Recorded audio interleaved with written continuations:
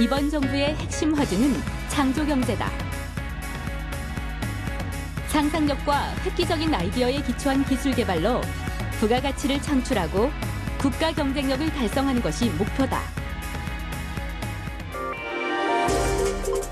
이런 창조경제 실현을 위해 무엇보다 중요한 것은 R&D를 통한 성장 동력 육성.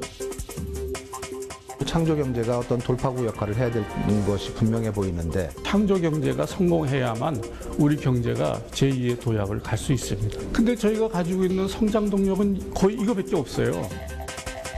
창조 강국으로 나가기 위한 R&D 방향은 무엇인가? 한국산업기술평가관리원 이기섭 원장을 만나본다.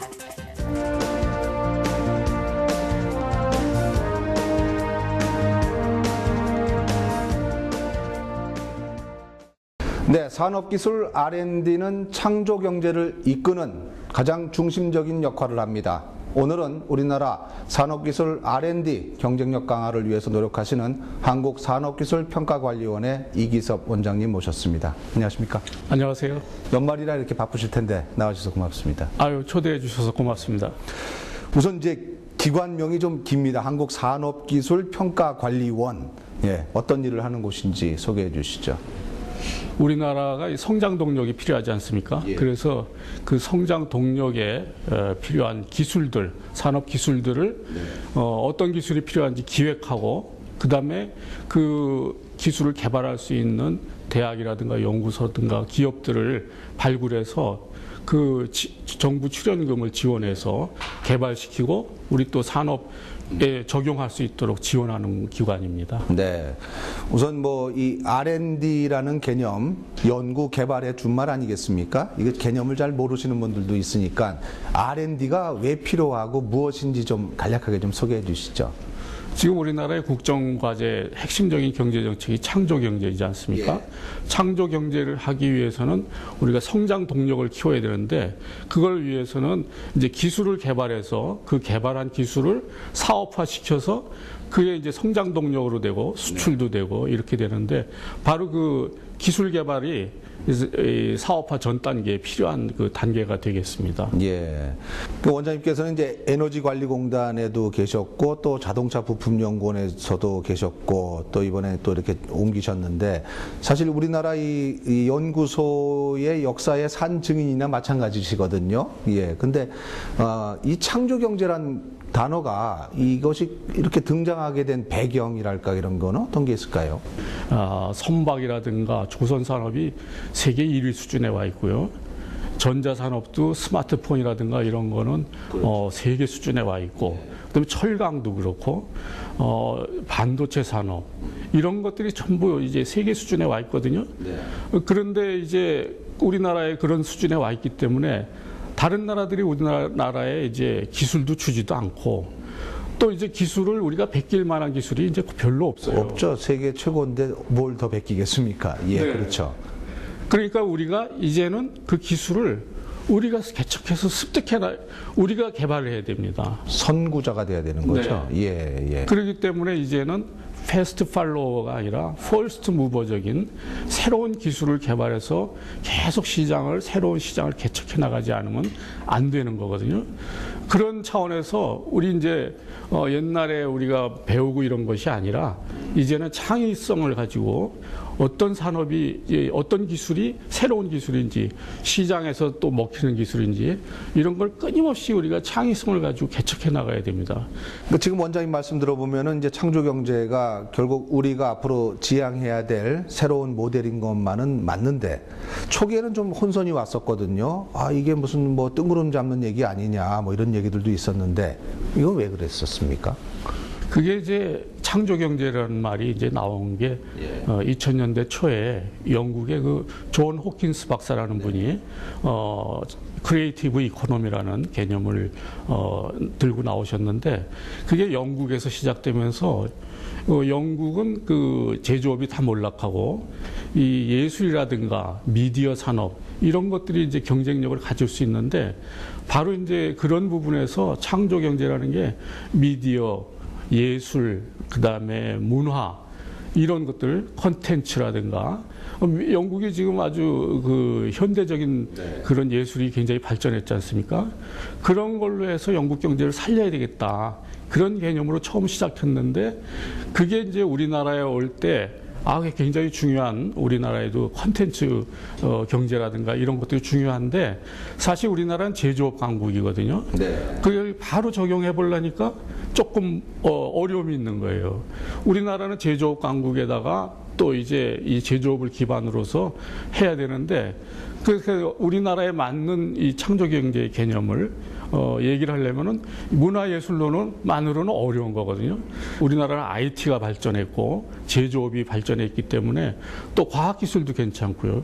그래서 과학기술과 IT, 그다음에 제조업이라는 산업과 IT 산업 이런 것들이 융합해서 산업 전반에 걸쳐서 제조업은 물론이고 서비스 산업을 포함해서 이런 부분의 전반에 걸쳐서 이 창조적인 그런 것이 이제 기반이 되는 창조 경제가 돼야 되는데 자꾸 영국의 개념 또 창업만을 얘기하는 그런 것들을 하다 보니까 약간의 혼선이 있었는데 지금은 아마 개념이 다 잡혔다고 봅니다. 하긴 그 십수년간 이렇게 고착되어 왔던 그 어떤 산업경제 시스템을 하루아침에 바꾸는 거는 굉장히 무리가 있고 좀 여러 가지 어려운 점은 있겠지만 분명히 우리가 나아가야 될 새로운 경제 모델인 것만은 확실해 보입니다. 그렇습니다. 지금 꼭 필요하고 지금 이 창조 경제가 성공해야만 우리 경제가 제2의 도약을 갈 수 있습니다. 지금 이제 원장님 경제 말씀하셨는데 사실 지금 우리 경제는 뭐 조금 회복되는 기미가 있다고 하지만은 아직까지는 암울한 전망이 많은 게 사실이거든요. 이것을 창조 경제가 어떤 돌파구 역할을 해야 될 것이 분명해 보이는데 이 경제 침체가 오래가는 이유는 어떤 것으로 볼 수 있을까요? 그동안에 굉장히 빠른 성장을 해왔습니다. 그렇게 하면서 우리 경제가 이렇게 성장해서 2010년대에 쭉 왔는데 이제는 이런 산업들이 세계 시장에서 우리가 점유할 만큼 점유율을 가지고 있거든요. 성장을 많이 해가지고 성숙이 됐어요. 그런데다가 지금 이 산업들은 전부 중국이라든가 인도 같은 데도 자동차 많이 하고 또 이런 개도국들이 이제는 기술을 다 쫓아가가지고 조선도 중국이 경쟁을 하고 있고 또 스마트폰도 아주 그 중국이 잘 만들고 있고요. 그런 상황까지 왔기 때문에 이제는 이 산업들은 이렇게 올라가다가 쭉 올라가지 못하고요. 이제 조금 정체되어 있는 상황이거든요. 근데 저희가 가지고 있는 성장 동력은 거의 이거밖에 없어요. 그러니까 우리 수출 주력 10대 품목이 전체 수출에서 차지하는 비중이 50%가 넘어요. 그러면 이런 산업들은 다 성숙됐는데 그런 다른 성장 동력이 있어야 되는데 우리가 이제 그 성장 동력을 아직 가지고 있지 못한 거죠. 그래서 그런 성장 동력을 우리가 빨리 만들어내야 되는데 바로 그런 것들이 이제 지금 이제 문화 콘텐츠라든가 이런 것들이 될 수도 있고 여러 가지 바이오 산업이 될 수도 있고 로봇 이런 것들이 될 수 있습니다. 그래서 그런 것들을 우리가 그동안에 많이 해놓지 못했기 때문에 지금 지속적으로 이 저성장 구조를 탈피하기가 쉽지가 않은 거죠. 그러기 위해서는 또 이 두 마리 토끼를 다 잡아야 되는 부담이 있는 거 아니겠습니까? 세계 경제를 선도해야 가는 어떤 퍼스트 무버 역할에서 새로운 기술 아이디어도 만들어 가야 되고 다시 기초과학에 대한 연구도 늘려서 그쪽도 탄탄하게 해야 되고 과연 이것이 두 가지를 다 갈 수 있는 건가요? 하긴 해야 되지만은. 네. 그래서 이제 우리나라의 그 인적 자원 또 R&D를 할 수 있는 국가적인 투자 자원 또 민간의 역량 이런 거를 가지고 우리가 전략을 잘 짜야 됩니다. 그래서 우리가 정말 빠른 시일 내에 단기간에 할 수 있는 부분 이런 것도 어떤 거가 있는가 또 장기적으로 가져갈 성장 동력은 어떤 거냐 그 예를 들면 우리가 그 신약 개발 같은 거 이런 건 장기적으로 굉장히 우리한테 맞는 산업이거든요. 근데 그걸 산업화하고 이 신약의 블록버스터 만들어내려면은 굉장히 돈이 어마어마하게 들더라고요. 보니까. 그건 장기적인 플랜을 세워서 해야 됩니다. 그렇더라도 단기간에 할 수 있는 소재 부품 개발 이런 거에 또 집중적으로 투자하고 그래서 그거를 또 기초기술, 원천기술 이런 거는 얼마나 투자해야 될지 그래서 R&D를 한다면 기초 분야에 또 응용 분야 또 개발 분야 또 사업화 이렇게 일련의 과정이 있는데 그 포트폴리오를 잘 짜야 됩니다. 기초 분야는 얼마나 투자하고 그렇게 하고 거기에 필요한 인력은 얼마나 필요한지 그런 전략적인 접근이 이제 필요하다고 생각을 합니다. 이 사람 일이라는 게 그렇지 않습니까? 뭘 하더라도 동기부여가 계속된다면은 굉장히 일을 재미있고 열심히 하는 경향이 있지 않습니까? 이게 정확하게 맞는지는 모르겠습니다만은 R&D 개발을 열심히 해갖고 딱 나온 것이 사업화가 돼서 자기한테도 또 자기가 속한 기관에 이런 어떤 수익이 된다면 네. 그런 것이 잘 돈다면은 잘 될 텐데 네. 연구 개발은 열심히 했는데 사업화는 잘 안 된다는 얘기들이 많거든요. 왜 그렇죠? 그 우리 R&D 시스템에 이제 하시는 이제 그 주체를 보면은 대학도 있고 예. 출연 연구기관이 있고 또 기업도 있고 이렇거든요. 예. 그런데 이제 여태까지는 대학이나 출연 연구기관이 대개는 이 기초 분야라고 할까요? 그 자기들이 관심 있는 분야 그리고 논문 위주로 하고 그런 이제 대학에 대한 평가 이런 게 논문이 얼마나 나오느냐 이런 거 위주로 돼 있었어요. 그다음에 출연 연구기관도 그런 것들이 많고 그러다 보니까 이게 사업화되고 이런 쪽보다는 그런 연구를 위한 연구적인 그런 측면이 많았고 대학이나 출연 연구기관이 R&D를 할 때 우리가 시장을 보면서 해야 돼요. 앞으로 세상이 어떻게 바뀌어갈지 미래 트렌드라든가 이런 거를 보고서 그걸 해야 되는 거거든요. 이런 것들을 종합적으로 해가지고 R&D를 뭘 할 건가 이렇게 해서 접근하면은 훨씬 더 시장에서 받아들여 줄 수가 있겠죠.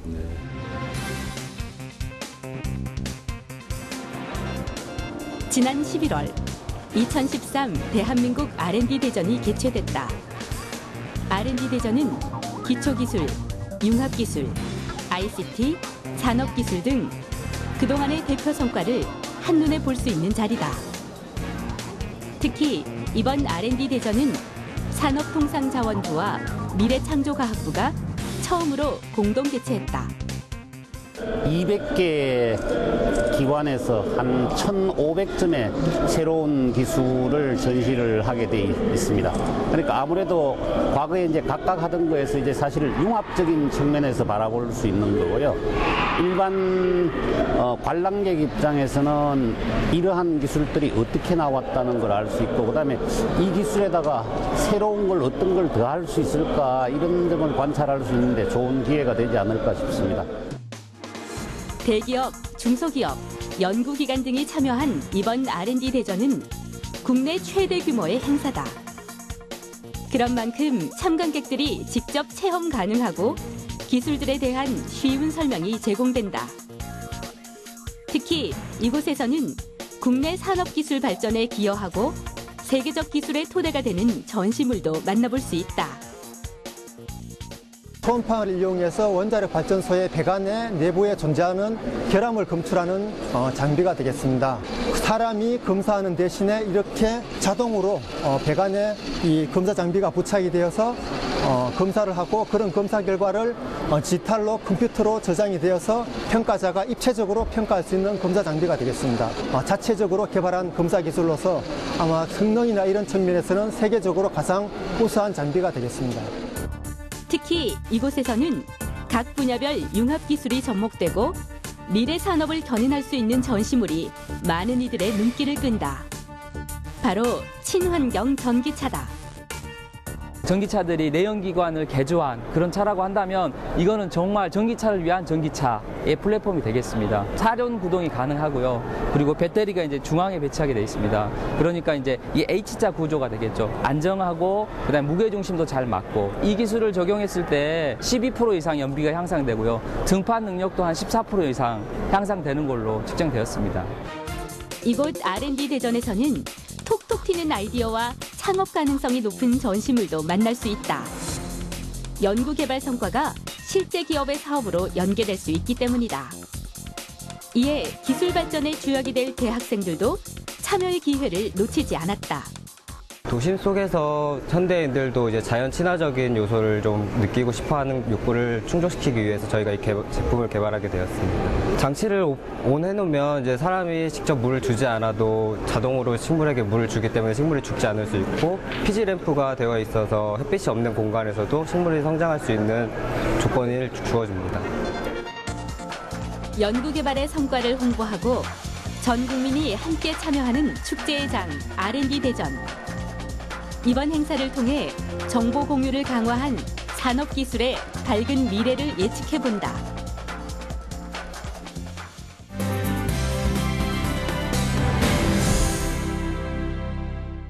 그러니까 이 세계적인 미래학자인 짐 데이터 교수가 지금까지의 지식 기반 사회가 이제 끝나가고 앞으로는 드림 소사이어티, 꿈의 세계가 다가온다라고 이렇게 예언을 했거든요. 예측을 했거든요. 미래를. 네. 지금 원장님 말씀하시는 것처럼 어떤 그 감성, 신미한 뭐 이런 것들이 산업 형제에 이렇게 또 도움을 주는 그런 새로운 모델이 다가오고 있는 것만은 확실한 거네요. 네, 그래서 그렇습니다. 우리나라가 거기에 뒤처지지 않고 이른바 아까도 말씀하신 퍼스트 무버로 이거를 끌어가려면은 거기에 대한 투자와 관심 뭐 이걸 더 늘려야 되는 거 아니겠습니까?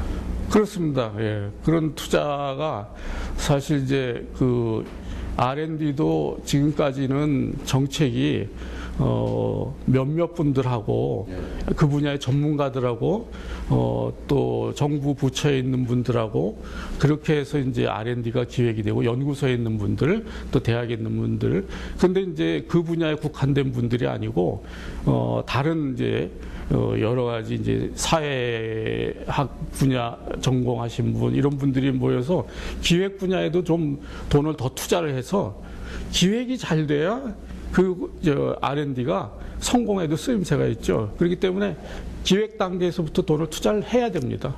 그리고 이제 거기서 좋은 특허가 나올 수 있고, 그 다음에 앞으로 이게 사업화되려면 표준도 중요하거든요. 표준도 있어야 되고, 또 디자인에 대한 요소도 되고, 그런 종합적인 기획이 필요하고, 그것이 이제 연구하시는 분들이 연구 현장에서 정말 이제 또 창의성과 아이디어를 가지고 발전시켜서 그게 사업화되면 정말 아주 세계 시장에 내놓는 성장 동력이 되겠죠. 네.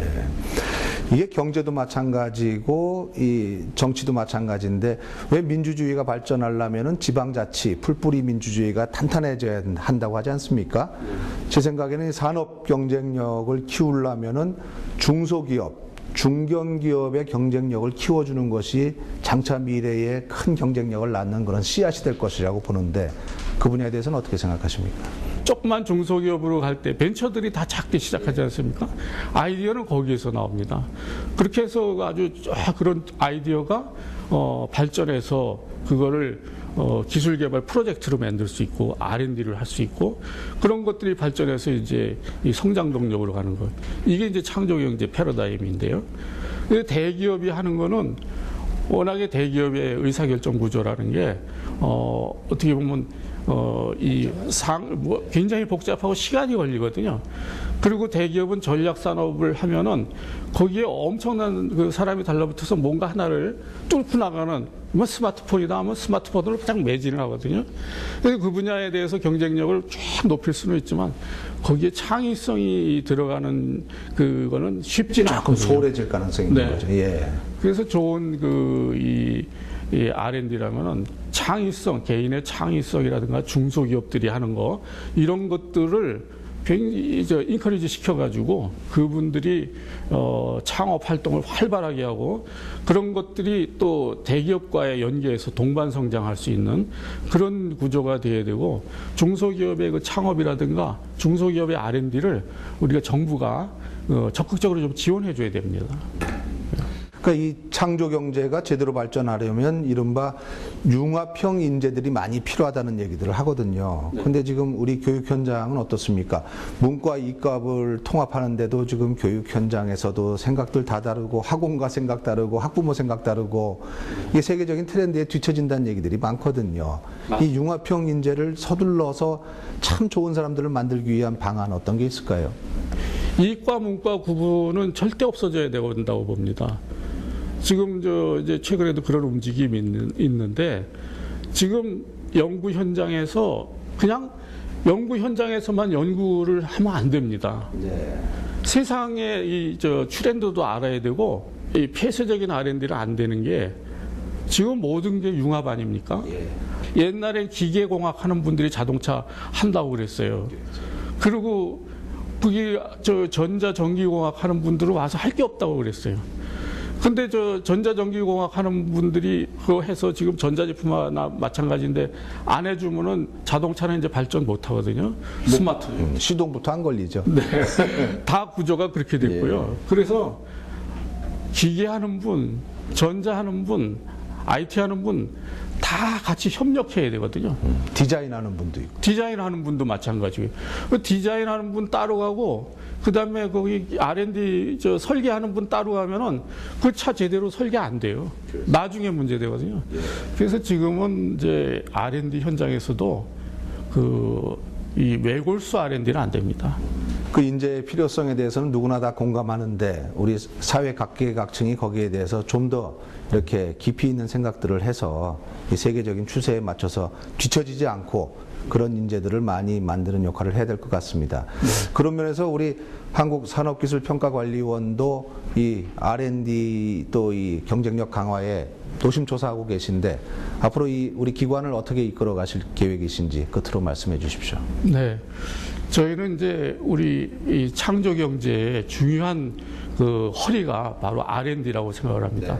그 창조적이고 그 도전적인 그런 R&D를 하기 위해서 우리 이제 R&D 과제를 기획하는데 민간의 전문가들 이런 분들을 많이 모셔가지고 그분들의 이 전문성과 이런 것들을 통해서 기획을 하고 그다음에 이제 이 도전성 높은 R&D. 과거에 저희가 이제 성공률이 너무 높다는 그런 비난을 많이 받았거든요. 성공률이 높은데 왜 비난받죠? 예, 말하자면 성공률이 높다는 건 그만큼 도전성보다는 쉬운 과제를 실패 안 할 만한 과제를 한다는 그런 비판을 받았는데 성공률도 높아야 되고 또 이 위험도도 높으면서 그런 과제를 해야 되는데 적정선에서 우리가 도전성 높은 과제 그리고 원천성 과제 또 그다음에 시장을 보면서 하는 거죠. 그런 것들이 이제 사업화가 돼서 우리 성장 동력화할 수 있는 과제 이런 것들 이제 기획을 하고 평가 관리 면에서는 이제 선정 평가에서 정말 우수한 기관이 정말 조기에 그 R&D를 성공시켜서 사업화할 수 있는 그런 그 기관들을 잘 선정해서 우리 성장 동력화하고 또 고용 창출하고 또 부가가치를 높이는데 그런 노력을 기울일 생각입니다. 네. 오늘 원장님 말씀 들어보니까 R&D, 이 창의성 왜 중요한지에 대해서 조금은 알게 된 것 같습니다. 아무쪼록 우리나라 R&D 연구개발이 잘 관리될 수 있도록 계속적인 노력을 부탁드리겠습니다. 오늘 말씀 감사합니다. 네, 감사합니다.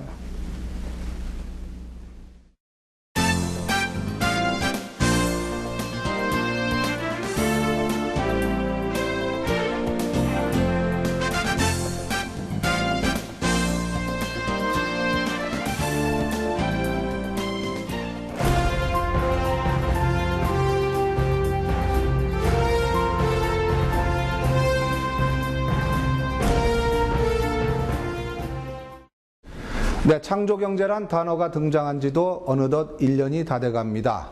아무쪼록 새해부터는 지금까지처럼 그림을 그리던 단계에서 벗어나 하나 둘씩 성과가 나타나기를 기대하면서 오늘 순서 마치겠습니다. 고맙습니다.